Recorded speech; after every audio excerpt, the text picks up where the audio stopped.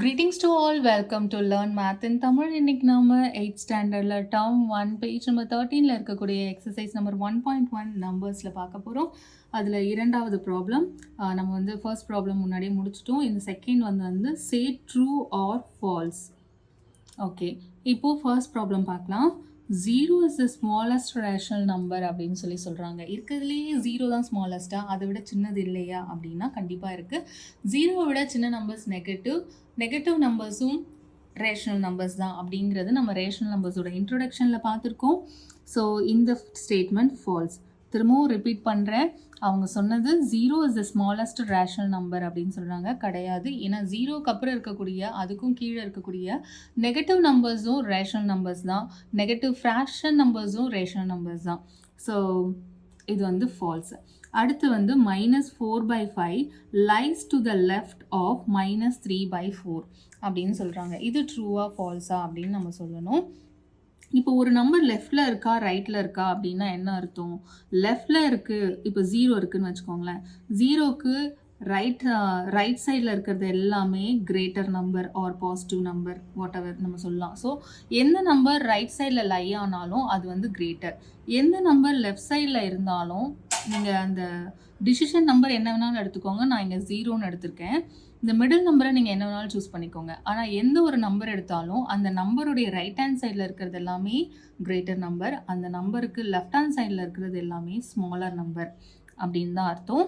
So இப்போ இவங்க என்ன சொல்கிறாங்கன்னா, இந்த நம்பர் இதனுடைய லெஃப்டில் இருக்குது அப்படின்னு சொல்கிறாங்க. ஸோ இதனுடைய லெஃப்டில் இருக்குன்னா என்ன அர்த்தம்? இது வந்து -4/5 அப்படிங்கிறது -3/4 விட ஸ்மாலர் அப்படின்னு அர்த்தம். ஸ்மாலராக இல்லையா நம்ம செக் பண்ணிட்டோன்னா அது லெஃப்டில் இருக்குதா ரைட்டில் இருக்குதான்னு நம்ம செக் பண்ணிடலாம். இந்த ரெண்டு நம்பரில் எது ஸ்மாலர் எது பிக்கர்னு கண்டுபிடிக்கிறதுக்கு just we going to do a cross multiplication.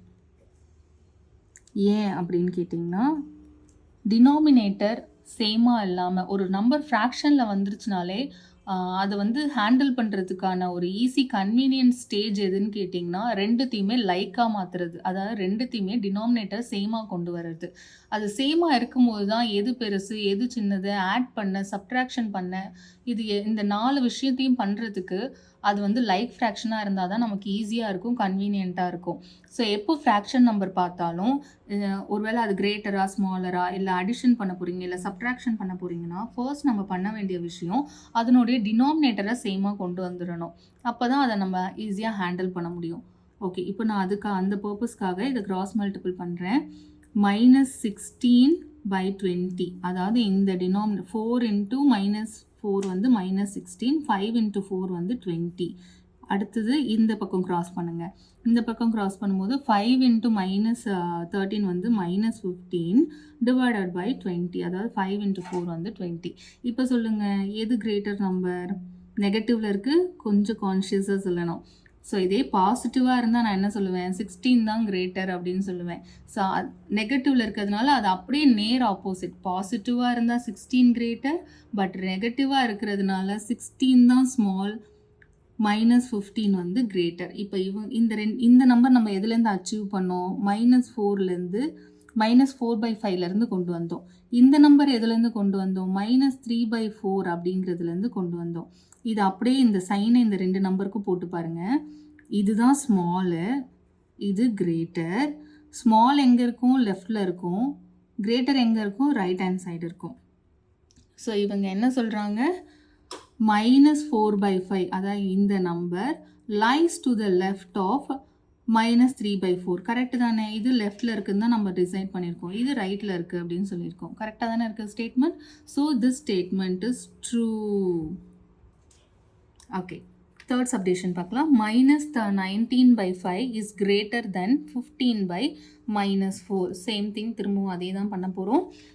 Cross multiple பண்ணி டினாமினேட்டரை சேமாக கொண்டு வர போகிறோம். திரும்பவும் சொல்கிறேன், எப்போ நாம் ஒரு ஃப்ராக்ஷனை அடிஷனோ சப்ராக்ஷனோ இல்லை எது பெரிய நம்பர் எது சின்ன நம்பர் இந்த 4 விஷயத்தில் ஏதோ ஒன்று பண்ண போகிறோம் அப்படின்னாலே அதனுடைய டினாமினேட்டரை சேமாக கொண்டு வந்துட்டால் மட்டும்தான் நம்மளால் அதை ஈஸியாக ஹேண்டில் பண்ண முடியும், ஈஸியாக ஒரு டிசிஷனுக்கு வர முடியும். ஸோ அதுதான் நம்ம ஃபர்ஸ்ட் பண்ணணும். அது பெருசாக சின்னதாக ப்ளஸ் அடிஷன் எல்லாத்தையும் செகண்டரி ஆக்கிட்டு ஃபஸ்ட்டு அதனுடைய டினாமினேட்டரை நான் சேமாக கொண்டு வரணும் அப்படிங்கிறதுல மட்டும்தான் நம்ம ஃபோக்கஸ் இருக்கணும். ஸோ கிராஸ் மல்டிபிள் பண்ணிக்கோங்க.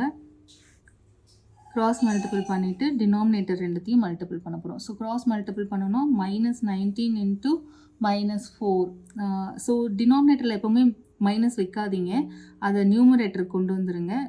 கீழே இருக்கிறத பாசிட்டிவ் ஆக்கிடலாம். ஓகே, ஜஸ்ட் ஷிஃப்டிங் தான். கீழே இருக்க மைனஸை மேலே கொண்டு வந்திருக்கோம், அவ்வளோதான்.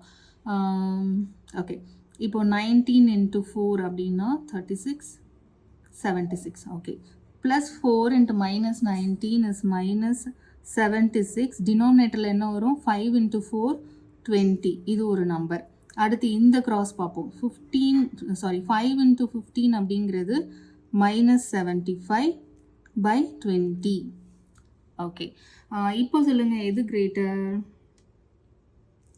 திரும்ப அதே தான். இதே பாசிட்டிவாக இருந்தால் நான் 76 கிரேட்டர்னு சொல்லுவேன். நெகட்டிவாக இருக்கிறதுனால 76 தான் ஸ்மாலு, 75 -75 தான் கிரேட்டர். பாசிட்டிவாக இருந்தால் எது கிரேட்டர்னு சொல்லுவோமோ, நெகட்டிவாக இருந்தால் அதுதான் ஸ்மாலர். அப்படியே அதனுடைய உல்ட்டா, அது ஞாபகம் வச்சுக்கோங்க. ஓகே, இப்போ இவங்க ஸ்டேட்மெண்ட் படி பார்த்தோன்னா இதுதான் கிரேட்டர். பட் நம்மளுடைய கன்க்ளூஷன் என்னென்னா இது ஸ்மாலர். ஸோ இது வந்து ஃபால்ஸ். இந்த இடத்துல நான் கிராஸ் மல்டிபிள் பண்ணும்போது எப்படி இங்கே மைனஸ்லாம் வந்துச்சு அப்படின்னா, நம்ம இன்னும் கொஞ்சம் அதிகமாக ப்ராப்ளம்ஸ் யூஸ் பண்ணும்போது நான் சொல்கிறேன், அந்த இடத்துல யாருக்காவது டவுட்ஸ் இருக்குது அப்படின்னா நம்ம இன்னும் கொஞ்சம் எக்ஸசைஸில் டீப்பராக போகும்போது அதை பார்க்கலாம். ப்ரீவியஸ் வீடியோவில் பார்த்துருந்தீங்கன்னா கூட நான் சொல்லியிருப்பேன், அடிஷன் அண்ட் சப்ராக்ஷனில் மைனஸ் சைன்ஸ் எல்லாம் எப்படி வரும் அப்படிங்கிறது. வேணால் இப்பயும் ஒரு தடவை நம்ம அதை ரீகால் பண்ணிடுவோம். இதே மல்டிப்ளிகேஷன் ஆப்ரேஷனில் பார்த்தீங்க அப்படின்னா சேம் சைன் ப்ளஸ், அதாவது மைனஸும் சேர்ந்துச்சுன்னா ப்ளஸ். மல்டிப்ளிகேஷனில் ப்ளஸ்ஸும் சேர்ந்தாலும் ப்ளஸ் தான் வரும் ஆன்சரில். இது எல்லாமே நான் ஆன்சர் பற்றி பேசுகிறேன். ஓகே, அதே மாதிரி டிஃப்ரெண்ட் சைனாக இருந்துச்சு அப்படின்னா, அதாவது ஒரு ப்ளஸ் ஒரு மைனஸோட மல்டிபிள் ஆகுது அப்படின்னா ஆன்சர் மைனஸ். ஒரு மைனஸ் ஒரு ப்ளஸ்ஸோட மல்டிபிள் ஆகுது அப்படின்னாலும் மைனஸ் தான். ஸோ அந்த கான்செப்ட் படி தான் இந்த இடத்துல நமக்கு -75 வந்துச்சு. ஏன்னாக்கா இந்த +4 இந்த -19ஓட மல்டிபிள் ஆகுது. நம்பர் வைஸ் மல்டிபிள் பண்ணும்போது 76, நம்பர் மல்டிபிள் பண்ண மாதிரி சைனையும் மல்டிபிள் பண்ணிடணும். இது ப்ளஸ், இது மைனஸ். ப்ளஸ் இன்ட்டு மைனஸ் வேறு வேறு சைனாக இருந்தால் மைனஸ் சைன் தான் ஆன்சருக்கு வரும். அதே மாதிரி தான் இங்கேயும் இது +5, இது -15. ரெண்டுத்தையும் நம்பரை மட்டும் மல்டிபிள் பண்ணால் 75, சைனை மல்டிபிள் பண்ணுறோம். இது ப்ளஸ், இது மைனஸ். ஸோ -75. ஓகேங்களா? அடுத்ததான் இதே அடிஷனில் வரும்போது இதே சைனை இதே தான் வரும். அங்கே என்ன ப்ராப்ளம் அங்கே என்ன ஒரு டிஃப்ரென்ஸ் அப்படின்னாக்கா, ப்ளஸில் பண்ணும்போது அடிஷனாக இருக்கிற பட்சத்தில் இந்த சைனோட மல்டிப்ளிகேஷன் நமக்கு என்ன ஆப்ரேஷன் பண்ணணும்னு சொல்லும். இது ஆன்சருக்கு வராது.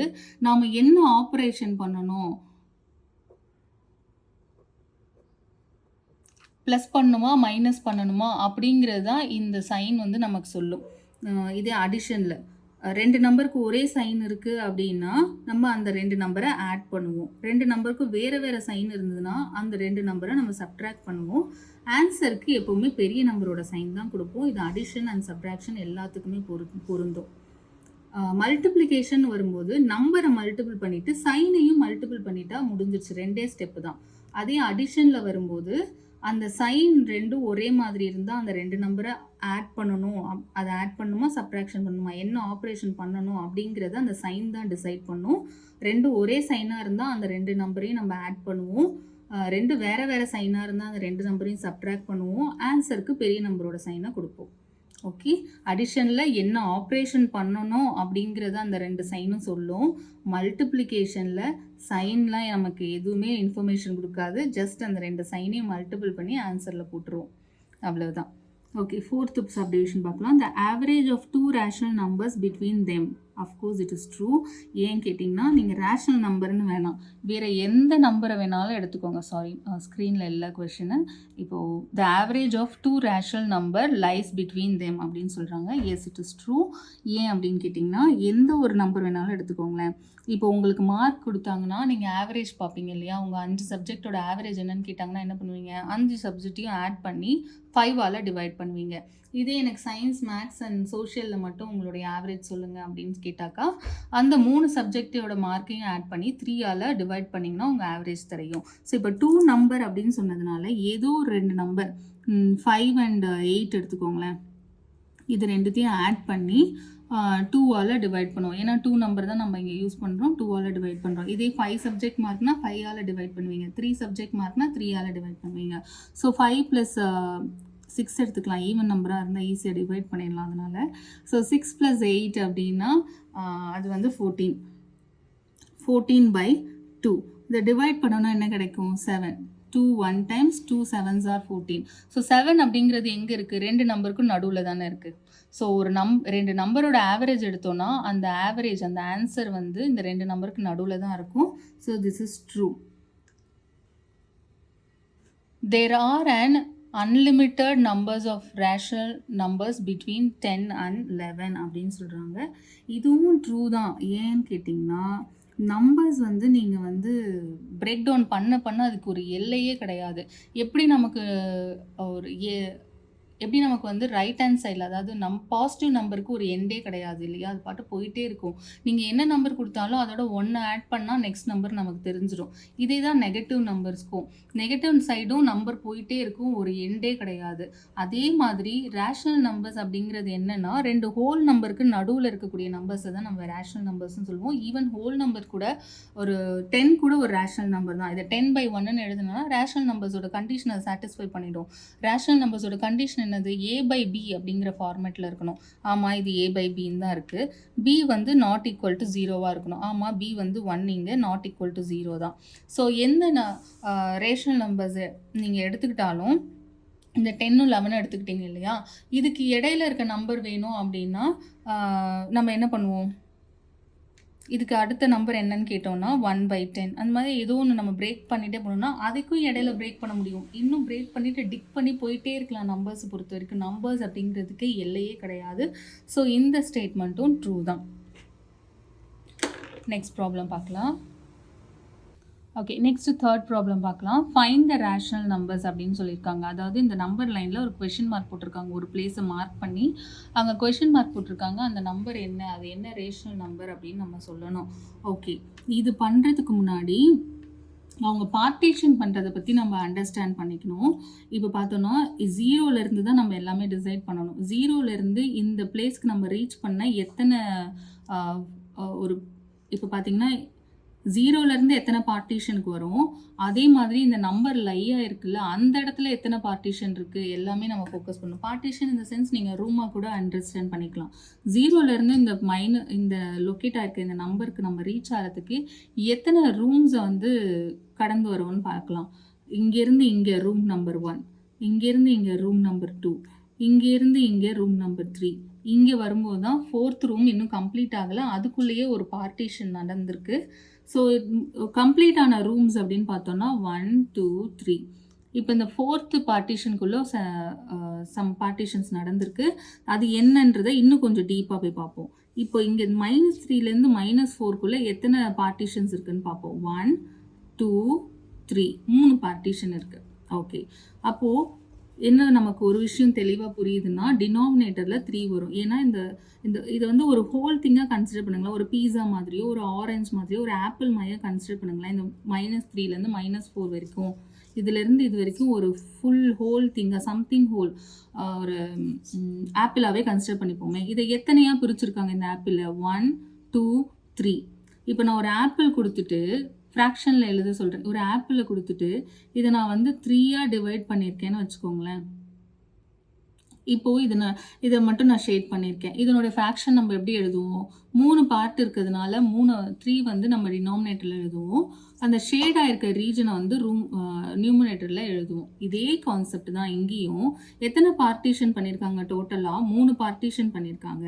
இந்த கொஷின் மார்க் எத்தனாவது பார்ட்டிஷனில் இருக்குது அப்படின்னு பார்த்தீங்கன்னா 1 2 செகண்ட் பார்ட்டிஷனில் இருக்குது இந்த கொஷின் மார்க். ஸோ இது வந்து 2/3. ஆனால் நான் எத்தனை ரூமை கடந்து இந்த இடத்துக்கு வந்து ரீச் ஆனேன்னா 1 2 3 3. அதனால் இதை வந்து 3 ஃபுல் பார்ட் இருக்குது. சப்போஸ் இது ஒரு இதுலேருந்து இது வரைக்கும் ஒரு ஆப்பிள்னு நினச்சிக்கோங்களேன். 0லேருந்து 1 வரைக்கும் ஒரு ஆப்பிள், அகெயின் 1லேருந்து 2 வரைக்கும் செகண்ட் ஆப்பிள், அகெயின் செகண்ட்லேருந்து தேர்ட் வரைக்கும் தேர்ட் ஆப்பிள். இந்த ஃபோர்த் ஆப்பிளை தான் அவங்க என்ன பண்ணியிருக்காங்கன்னா 3ஆக கட் பண்ணியிருக்காங்க. அதில் 2வது பார்ட்டில் தான் இந்த கொஷின் மார்க் இருக்குது. அதனால நான் வந்து அதை 2/3ன்னு எழுதியிருக்கேன். எப்படி 3 வந்துச்சு டினாமினேட்டரில்? ஏன்னா இந்த 4வது ஆப்பிளில் 3ஆக கட் பண்ணியிருக்காங்க, அதனால் டினாமினேட்டரில் 3. அந்த கொஷின் மார்க் இருக்கிறது வந்து செகண்ட் பார்ட்டிஷனில் இருக்கிறதுனால நியூமரேட்டரில் 2.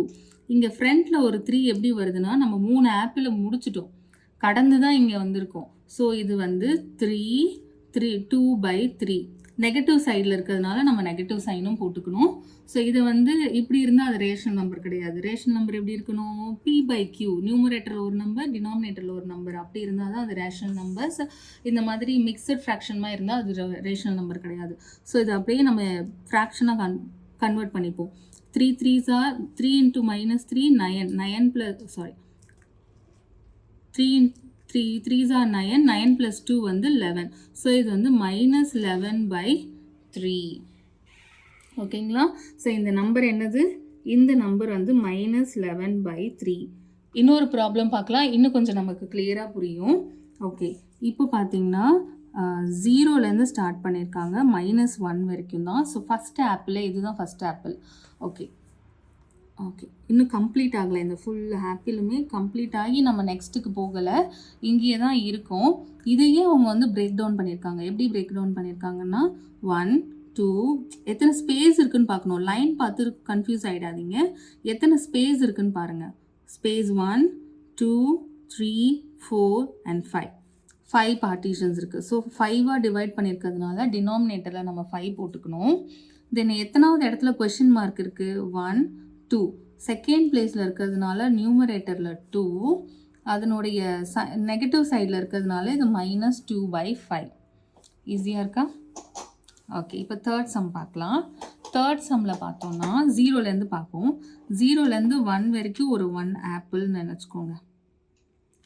அப்புறம் 1லேருந்து 2 வரைக்கும் செகண்ட் ஆப்பிள்.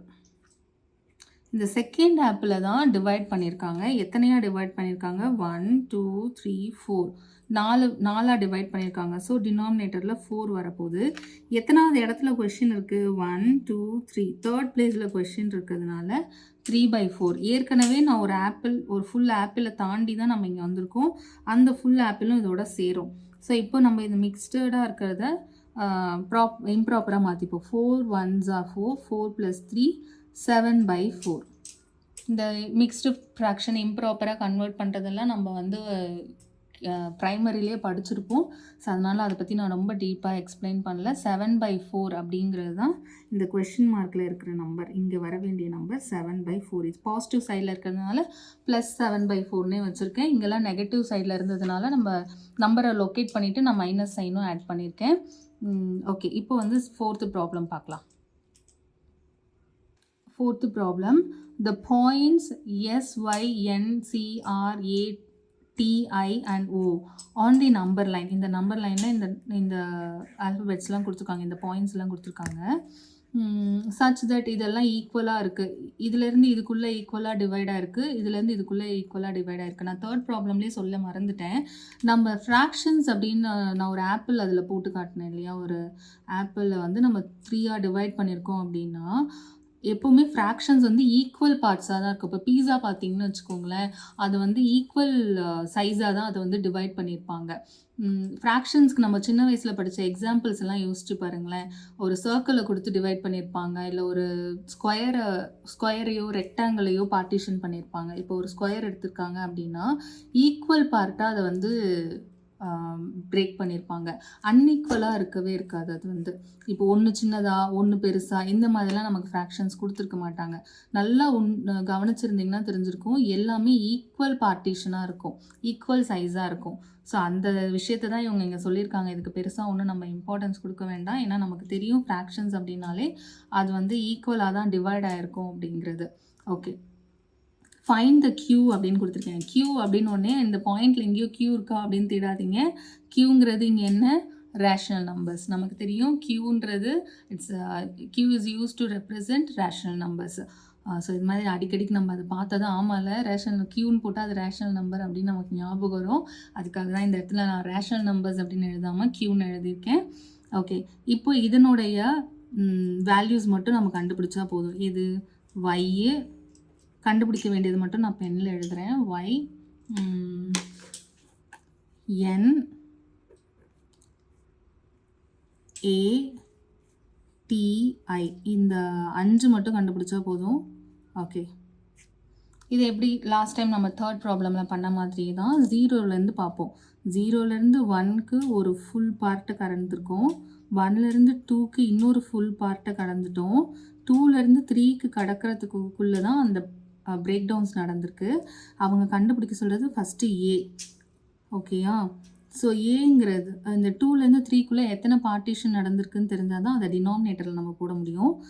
எத்தனை பார்ட்டிஷன் நடந்திருக்கு 2லேருந்து 3க்குள்ளே 1 2 3 4 ஸ்பேஸு தான் கனெக்ட் பண்ணணும், லைன்ஸு கிடையாது. 1 2 3 4 ஸ்பேஸ் இருக்குது. அப்போ 4 பார்ட்டாக அவங்க பிரிச்சுருக்காங்க. ஏங்கிறது ஃபஸ்ட்டு பார்ட்டில் இருக்குது. ஸோ 1/4 ஏற்கனவே 2 ஃபுல் நம்பரை கடந்து வந்திருக்கோம் 0லேருந்து. அதனால் இது 2 1/4. இதை சிம்பிளிஃபை பண்ணோன்னா 9/4. அதாவது 4 2s are 8 8 + 1 9/4. இது எதனுடைய ஆன்சர்? ஏவோடைய ஆன்சர். அடுத்து நம்ம டீக்கு போவோம். ஸோ ஏற்கனவே நமக்கு தெரியும் 2 பார்ட் கடந்து வந்திருக்கிறதுனால 2 ஃபுல் பார்ட்டை கடந்து வந்ததுனால 2 is a whole number. 2 whole பார்ட்டை கடந்ததுனால 2 is a whole number. இந்த டீங்கிறது எத்தனாவது பொசிஷனில் இருக்குது அப்படின்னா 1 2 செகண்டில் இருக்குது. 4ஆக பிரிச்சுருக்கிறதுனால 2/4. ஓகே, இதை நம்ம கேன்சலும் பண்ணலாம், பண்ணாமல் அப்படியே மல்டிபிள் பண்ணி எழுதிக்கலாம். இட்ஸ் ஓகே, நம்ம கேன்சலாம் எதுவும் பண்ண வேண்டாம். Okay, 2 4s are 8 8 + 2 is 10 10/4. 10/4 அப்படிங்கிறது டீயோடைய வேல்யூ. ஓகே, அடுத்து ஐ பார்ப்போம். ஐ பார்த்தோன்னா இதே தான், இதே 2 ஹோல் பார்ட்டு 0லேருந்து 1 1லேருந்து 2 ஃபுல் பார்ட்டை கடந்துட்டோம். So 2 whole number. இந்த தேர்ட் பார்ட்குள்ளே தான் ஒரு பார்ட்டிஷன் நடந்திருக்கு. அந்த பார்ட்டிஷன் மொத்தமாக எவ்வளோ பார்ட்டிஷன் பண்ணாங்க? 4 பார்ட்டிஷன் பண்ணியிருக்காங்க. 1 இந்த 2லேருந்து பாருங்கள், 2லேருந்து 3 வரைக்கும் தான் நம்ம பார்க்கணும். இதுக்கு இடையில பார்த்தோன்னா 1 2 3 4 4 பார்ட்டிஷன் பண்ணியிருக்கிறதுனால டினாமினேட்டரில் 4. ஐ எத்தனாவது பார்ட்டிஷனாக இருக்குது? 1 2 3 தேர்ட் பார்ட்டிஷனாக இருக்குது. ஸோ இதை திரும்பவும் மல்டிபிள் பண்ணுங்கள். 4 2s are 8 8 + 3 11/4. இது எதனுடைய வேல்யூ? ஐயோடைய வேல்யூ. ஓகே, இப்போ பாசிட்டிவ் சைடு முடிச்சிட்டோம். அடுத்து நெகட்டிவ் சைடு போக போகிறோம். நெகட்டிவில் ஒய் அண்ட் என் மட்டும்தான். இப்போ ஒய் கண்டுபிடிக்கணும். இதுக்கு முன்னாடி ஏதாவது ஹோல் பார்ட்டை முடிச்சுட்டு வந்திருக்கோமா அப்படின்னு பார்ப்போம். ஆமாம், 0லேருந்து -1 வரைக்கும் ஒரு ஹோல் பார்ட்டை முடிச்சிருக்கோம். ஸோ -1. அதுக்கப்புறம் பார்த்தோன்னா இங்கே -1லேருந்து 2க்கு போகிறதுக்குள்ளே பார்ட்டிஷன் நடந்திருக்கு. -1லேருந்து -2க்கு போகிறதுக்குள்ளே எத்தனையாக பிரிச்சுருக்காங்க? 1 2 3 3ஆக பிரிச்சுருக்கிறதுனால டினாமினேட்டரில் 3. ஒய் எத்தனாவது இடத்துல இருக்குது? 1 2 செகண்டில் இருக்கிறதுனால அது 2/3. இப்போ மல்டிபிள் பண்ணுங்கள். 3 × -1 3 × 1 3 3 + 2 5 -5/3. இது ஒய்யோடைய ஆன்சர். அடுத்து இதே மாதிரி எண்ணுக்கு கண்டுபிடிக்கலாம். என் பார்த்திங்கன்னா இதே மாதிரி தான் 0லேருந்து -1 ஒரு ஃபுல் பார்ட்டை கடந்து வந்திருக்கோம். ஸோ 1. அதுக்கப்புறம் பார்ட்டிஷன் நடந்திருக்கு. எத்தனை பார்ட்டிஷன்? 1 2 3 3 பார்ட்டிஷன் நடந்திருக்கிறதுனால டினாமினேட்டரில் 3. என் எத்தனாவது பார்ட்டிஷனில் இருக்குது? இங்கேருந்து ஃபஸ்ட்டு பார்ட்டிஷனில் இருக்கிறதுனால அது -1. ஸோ 3 இங்கே மைனஸ் சைனை வெளில வச்சுப்போம். அப்போ தான் நமக்கு மல்டிபிள் பண்ண ஈஸியாக இருக்கும். 3 × 1 3 + 1 4 -4/3. இது எதனுடைய வேல்யூ? என்னுடைய வேல்யூ. அவ்வளோதான், எல்லாமே கண்டுபிடிச்சிட்டோம். ஸோ 2 விஷயம் நம்ம அப்சர்வ் பண்ணணும். இந்த மாதிரி நம்பர் லைனில் நம்பர் இருக்குது அப்படின்னாக்கா ஃபர்ஸ்ட் திங் 0லேருந்து எத்தனை ஹோல் திங்ஸை நம்ம கிராஸ் பண்ணி வந்திருக்கோன்றதையும் கணக்கில் வச்சுக்கணும். நம்ம பர்டிகுலராக எந்த நம்பரை லொக்கேட் பண்ண போகிறோமோ அது எத்தனாவது பார்ட்டிஷனில் இருக்குது, அது எத்தனையாக பிரிச்சுருக்காங்க. 4ஆக பிரிச்சுருந்தா டினாமினேட்டரில் 4, 3ஆக பிரிச்சுருந்தா டினாமினேட்டரில் 3. அந்த விஷயமும் நம்ம கேர்ஃபுல்லாக பார்க்கணும். தேங்க்ஸ், உங்களுக்கு புரிஞ்சிருக்கும்னு நினைக்கிறேன். நம்ம கம்யூனிட்டியில் சில கொஷின்ஸ் போஸ்ட் பண்ணியிருக்கோம். 6th standard 7th standard 8th 8th ஸ்டாண்டர்டுக்குலாம். அதுக்கெல்லாம் உங்களுக்கு ஆன்சர் பண்ண முடியுதான்னு பாருங்கள். ஒருவேளை அந்த கான்செப்ட்லாம் உங்களுக்கு நல்லா நீங்கள் லேர்ன் பண்ணியிருந்தீங்க அப்படின்னா, உங்களால் கண்டிப்பாக ஆன்சர் பண்ண முடியும். அந்த கொஷின்ஸ் எதுவுமே புக்கில் இல்லாத கொஷின்ஸ். கான்செப்ட் அண்டர்ஸ்டாண்ட் பண்ணிட்டா மட்டும்தான் அதை வந்து ஆன்சர் பண்ண முடியும். இன்கேஸ் ஆன்சர் பண்ண முடியலனா கூட பரவாயில்ல, ஒன்றும் ஃபீல் பண்ணாதீங்க. அந்த டாப்பிக்கை இன்னும் கொஞ்சம் நம்ம படிக்கிறதுக்கு இன்னொரு சான்ஸ் கிடைச்சதா எடுத்துப்போம். ஓகே. இந்த வீடியோ உங்களுக்கு புரிஞ்சிருந்துச்சுன்னா உங்கள் ஃப்ரெண்ட்ஸ் அண்ட் ஃபேமிலிக்கு ஷேர் பண்ணுங்கள். சப்ஸ்கிரைப் பண்ணி வச்சுக்கோங்க. தேங்க்ஸ் ஃபார் வாட்சிங்.